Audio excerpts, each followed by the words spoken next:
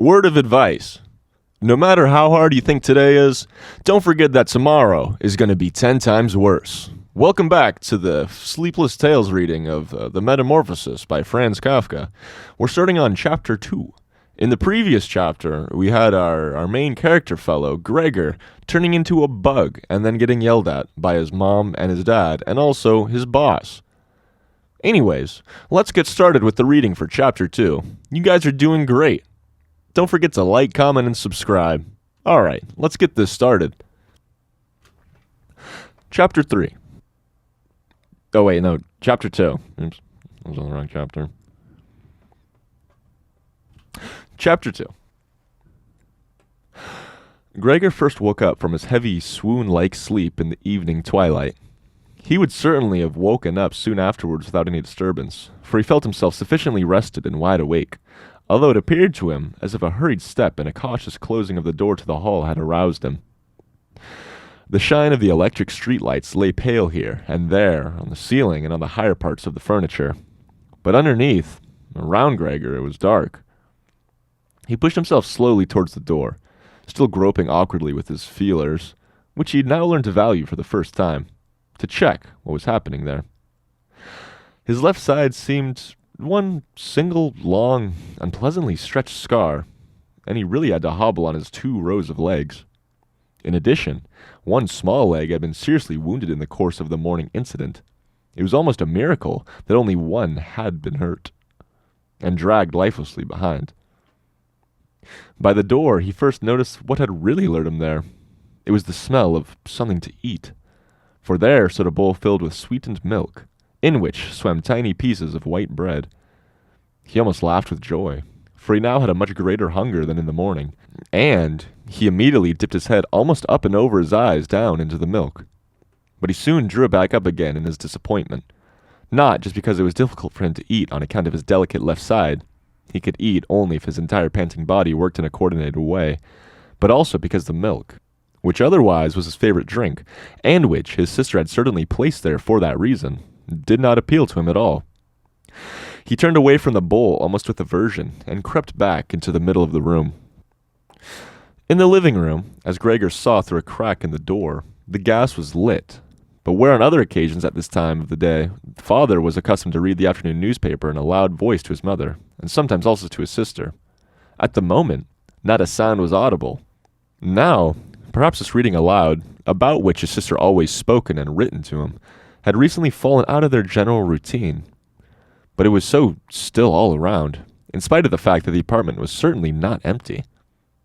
What a quiet life the family leads, said Gregor to himself, and, as he stared fixedly out in the front of him into the darkness, he felt a great pride that he had been able to provide such a life in a beautiful apartment like this for his parents and his sister. But how would things go now if all the tranquility, all prosperity, all contentment should come to a horrible end? In order not to lose himself in such thoughts, Gregor preferred to set himself moving and crawled up and down in his room. Once during the long evening, one side door and then the other door was cracked just a tiny bit and quickly closed again.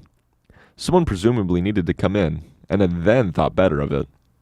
Gregor immediately took up a position by the living room door, determined to bring in the hesitant visitor somehow or other, or at least find out who it might be.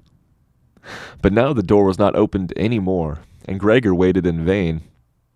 Earlier, when the door had been barred, they had all wanted to come into him. Now, when he had opened one door, and when the others had obviously been opened during the day, no one came any more, and the keys were stuck in the locks outside. The light in the living room was turned off only late at night, and now it was easy to establish that his parents and his sister had stayed awake all this time, for one could hear clearly as all 3 moved away on tiptoe. Now it was certain no one would come into Gregor any more until the morning. Thus, he had a long time to think undisturbed about how he might reorganize his life from scratch. But the high, open room in which he compelled to lie flat on the floor made him anxious, without his being able to figure out the reason. For he had lived in the room for 5 years, with a half-unconscious turn, and not without a slight shame. He scurried under the couch, where, in spite of the fact that his back was a little cramped, and he could no longer lift up his head, he was very comfortable, and was sorry only that his body was too wide to fit completely under it. There he remained the entire night, which he spent partly in a state of semi-sleep, out of which his hunger constantly woke him from the start, but partly in a state of worry and murky hopes, which all led to the conclusion that for the time being he'd have to stay calm and with patience and the greatest consideration for his family, tolerate the troubles which his present condition he had now forced to cause them.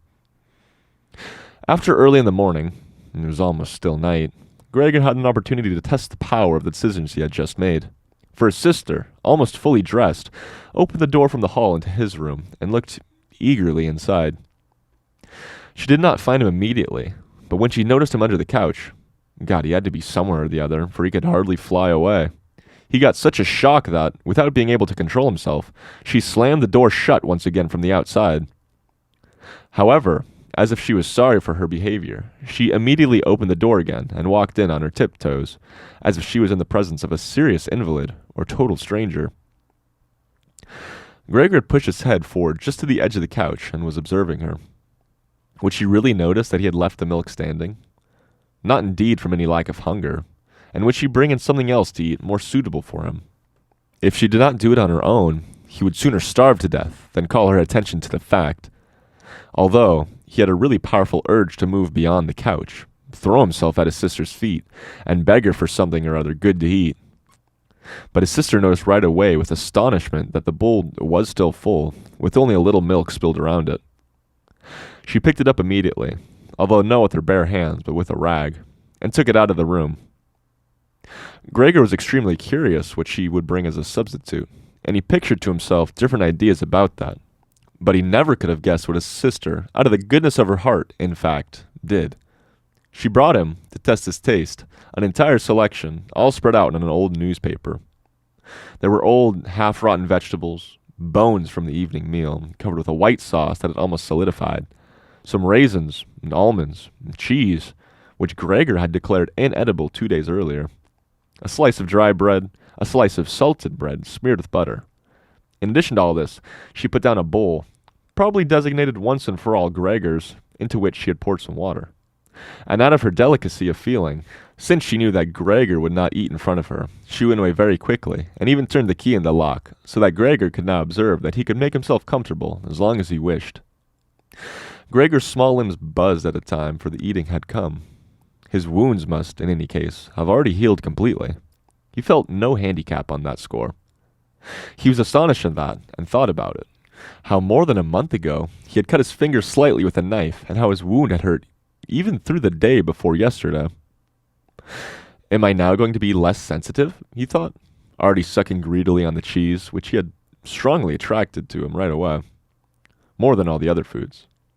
Quickly, and with his eyes watering with satisfaction, he ate one after the other of the cheese, the vegetables, and the sauce. The fresh food, by contrast, didn't taste good to him.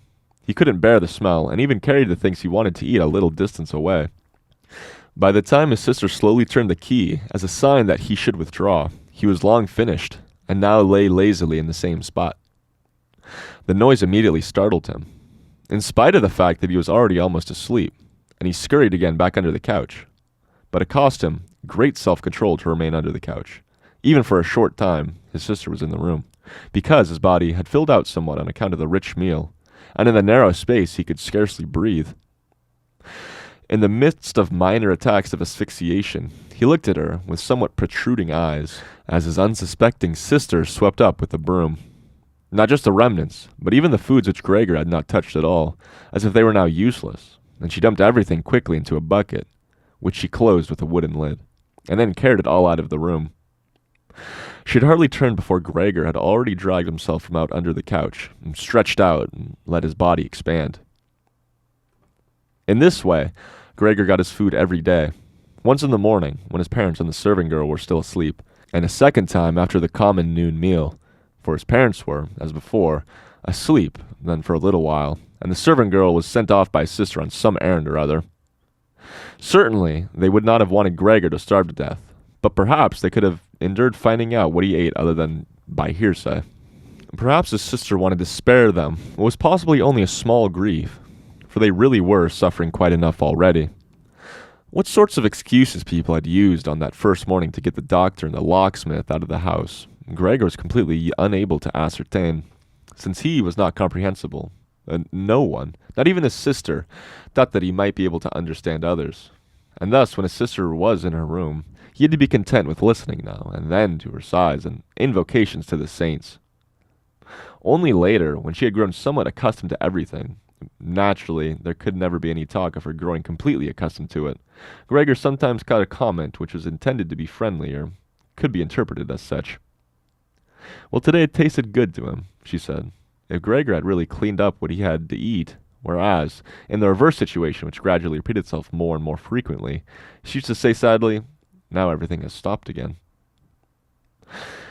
But while Gregor could get no new information directly, he could hear a great deal of voices from the room next door, and as soon as he heard these voices, he scurried right away to the relevant door and pressed his entire body against it. In the early days, especially, there was no conversation which was not concerned with him or in some way or the other, even if only in secret. For 2 days at mealtimes, discussions on that subject could be heard on how people should now behave, but they also talked about the same subject in times between meals, for there was always at least 2 family members at home, since no one really wanted to remain in the house alone, and people could not under any circumstances leave the apartment completely empty. In addition, on the very first day, the servant girl, it was not completely clear what and how much she knew about what had happened, on her knees had begged his mother to let her go immediately. And when she said goodbye about 15 minutes later, she thanked them for the dismissal with tears in her eyes, as if she was receiving the greatest favor which people had shown her there.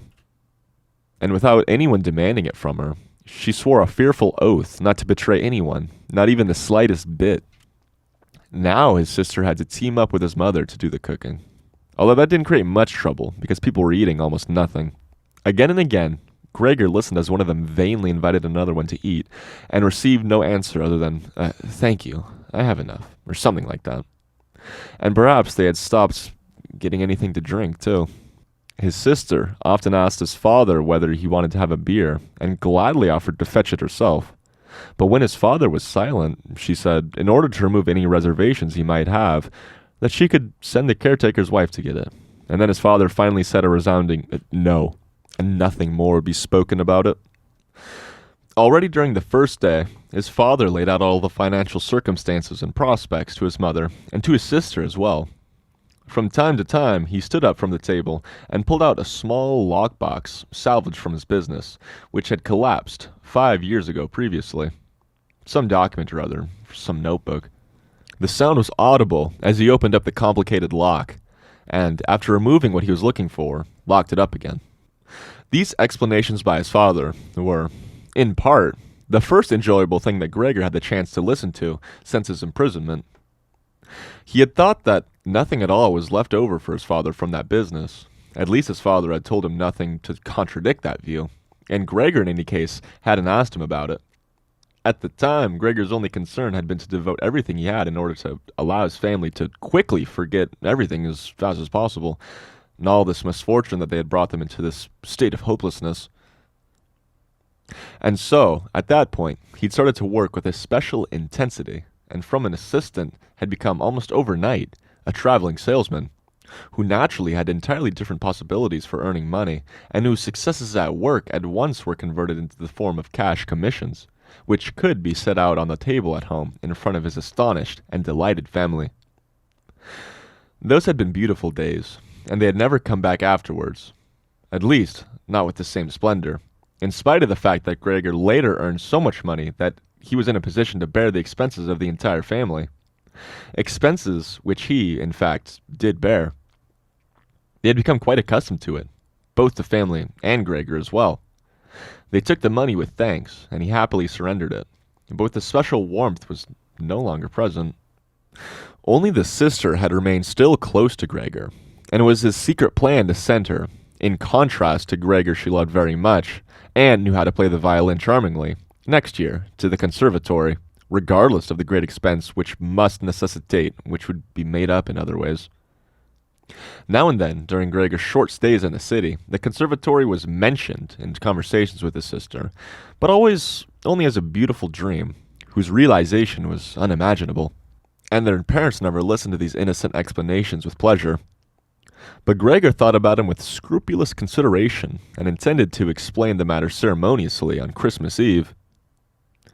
In his present situation, such futile ideas went through his head, while he pushed himself right up against the door and listened.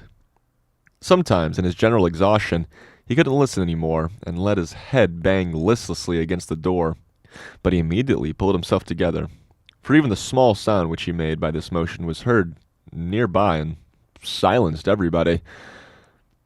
"There he goes on again," said his father after a while, clearly turning towards the door. And only then would the interrupted conversation gradually be resumed again.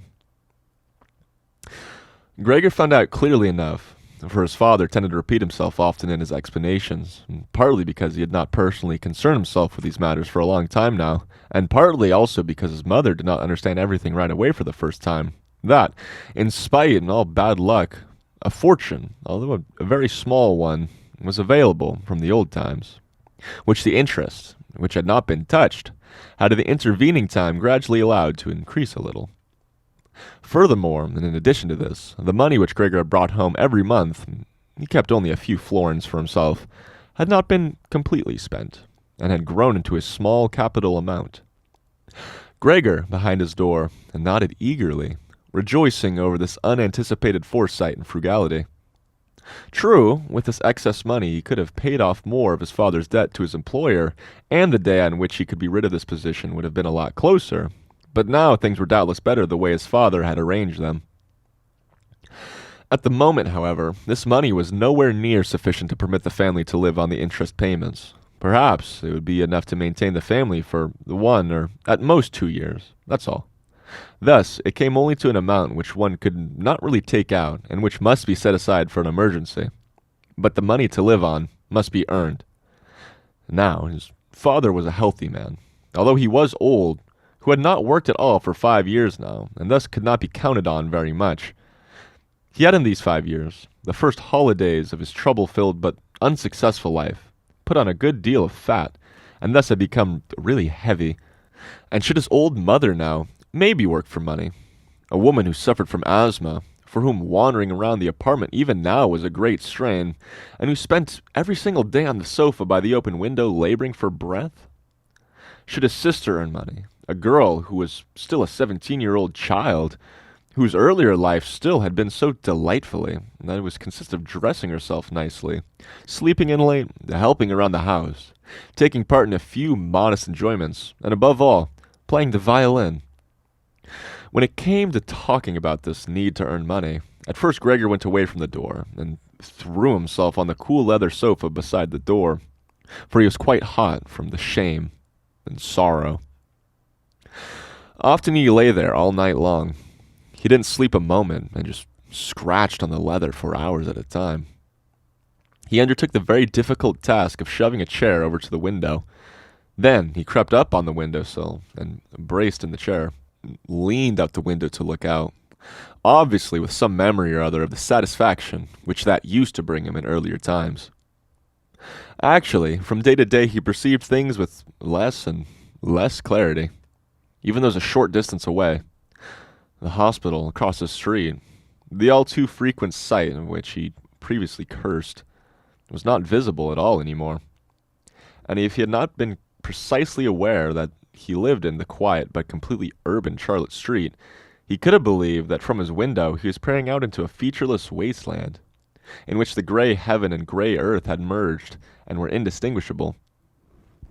His attentive sister must have observed a couple times that the chair stood by the window, and then, after cleaning up the room, each time she pushed the chair back right against the window, and from now on she even left the inner casement open. If Gregor had only been able to speak to his sister and thank her for everything that she had to do for him, he would have tolerated her service more easily. As it was, he suffered under it. The sister admittedly sought to cover up the awkwardness of everything as much as possible, and as time went by, she naturally got more successful at it. But with the passing of time, Gregor also came to understand everything more precisely. Even her entrance was terrible for him. As soon as she entered, she ran straight to the window, without taking the time to shut the door, in spite of the fact that she was otherwise very considerate in sparing anyone the sight of Gregor's room, and yanked the window open with eager hands, as if she was almost suffocating, and remained for a while by the window, breathing deeply, even when it was so cold. With this running and noise frightened Gregor twice every day. The entire time he trembled under the couch, and yet he knew very well that she would certainly have spared him gladly if it had only been possible to remain with the window closed in a room where Gregor lived. On one occasion, about 1 month had already gone by since Gregor's transformation, and there was now no particular reason any more for his sister to be startled at Gregor's appearance. She came a little earlier than usual, and came upon Gregor as he was still looking at the window, immobile and well positioned to frighten someone. It would not have come as a surprise to Gregor if she had not come in, since his position was preventing her from opening the window immediately. But she not only did not step aside, she even retreated, and shut the door. A stranger really could have concluded from this that Gregor had been lying in wait for her and wanted to bite her. Of course, Gregor immediately concealed himself under the couch, but he had to wait until the noon meal before his sister returned, and she seemed much less calm than usual. For this he realized that his appearance was still constantly intolerable to her, and must remain intolerable in the future, and that she really had to exert a lot of effort and self-control not to run away from only a glimpse of only the small part of his body which stuck out from under the couch. In order to spare her even this sight, one day he dragged the sheet onto his back into the couch. This task took him a few hours, and arranged it in such a way that he was now completely concealed, and his sister, even if she bent down, could not see him. The sheet was not necessary as far as she was concerned, and she could remove it. But it was clear enough that Gregor could not derive any pleasure from isolating himself away so completely. But she left the sheet just as it was, and Gregor believed he even caught a look of gratitude when on one occasion he carefully lifted up a little of the sheet with his head to check as his sister took stock of the new arrangement. In the first 2 weeks, his parents could not bring themselves to visit him, and he often heard how they fully acknowledged his sister's present work. Whereas earlier, they'd often got annoyed at his sister because she had seemed to them as somewhat useless young woman. However, now, both his father and his mother often waited in front of Gregor's door while his sister cleaned up inside. And as soon as she came out, she had to explain in detail how things looked in the room, what Gregor had eaten, how he had behaved this time, and whether perhaps a slight improvement was perceptible. In any event, his mother comparatively soon wanted to visit Gregor, but his father and sister restrained her, at first with reasons which Gregor listened to very attentively, and which he had completely endorsed. Later, however, they had to hold her back forcefully, and when she then cried, "Let me go to Gregor, he's my unlucky son. Don't you understand that I have to go to him?" Gregor then thought perhaps it would be a good thing if his mother came in. Not every day, of course, but maybe once a week. She understood everything much better than his sister, who in spite of all of her courage was still just a child, and in the last analysis had perhaps undertaken such a difficult task only out of childish recklessness. So that's the first half of Chapter 2.